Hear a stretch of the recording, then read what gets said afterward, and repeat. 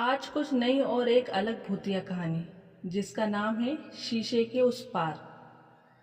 सुमन एक छोटे शहर की अकेली लड़की थी। वह पुराने सामानों की बहुत शौकीन थी। एक दिन उसे एक पुरानी एंटीक दुकान में एक बड़ा सा भारी और पुराना शीशा मिला। दुकानदार ने कहा, यह शीशा बहुत पुराना है, लोग कहते हैं इसमें आत्माएं कैद है।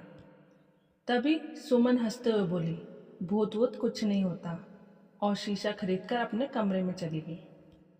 शुरुआत के कुछ दिनों में तो सब कुछ ठीक चल रहा था, लेकिन कुछ ही समय बाद अजीब चीजें होने लगी। आधी रात को शीशे में किसी और की परछाई दिखाई देती। वो कोई लड़की थी, लेकिन उल्टी, जैसे किसी ने उसकी आत्मा को उल्टा लटका दिया हो। वह सुमन की तरफ इशारे करती, मुस्कुराती और फिर गायब हो जाती।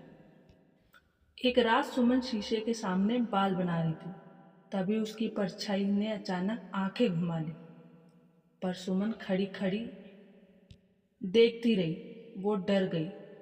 उसने शीशा हटाना चाहा, लेकिन वो दीवार से चिपक गया था। दूसरे दिन उसने गूगल पर उस शीशे के बारे में खोजा, पर पता चला कि यह शीशा पहले एक लड़की के कमरे में था, जिसकी रहस्यमय तरीके से मौत हो गई थी। कहते हैं उसकी आत्मा उसी शीशे में कैद हो गई, और जो भी उसे दीवार पर टांगे वो उसकी जगह लेना चाहती है। सुमन ने डरकर शीशा फोड़ने की कोशिश की, लेकिन जैसे ही उसने हथौड़ा उठाया, शीशे से वो लड़की बाहर निकल आई।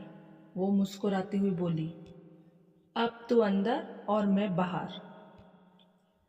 अगली सुबह सब कुछ सामान्य दिख रहा था। सुमन हंसते हुए नाश्ता बना रही थी, लेकिन जो अब सुमन थी वो असली नहीं थी। असली सुमन अब उस शीशे के अंदर बंद हो चुकी थी, और अब उसकी परछाई हर आने वाले को देखती रहती थी। अगर यह कहानी पसंद आई हो तो लाइक, शेयर एंड सब्सक्राइब करें।